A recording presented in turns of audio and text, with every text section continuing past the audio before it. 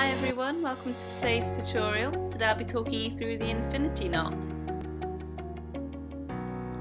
Gather two even sections either side of your face, making sure you leave out whatever hair you want to frame your face. Create a large loop with one section, and then make sure you hold this firmly so it doesn't slide out of place.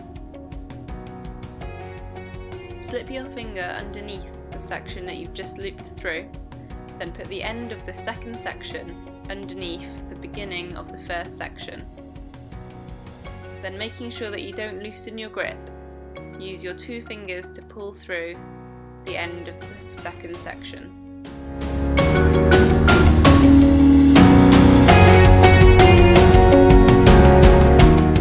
This is a really hard technique to master, so we'll just go through it again so you can take another look.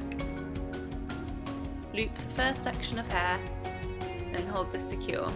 Put the next section underneath and make sure to loop it halfway through without letting the ends go all the way. Use your thumb to hold the ends of the first section to stop it unravelling. Then simply pull the end of the second section through the knot.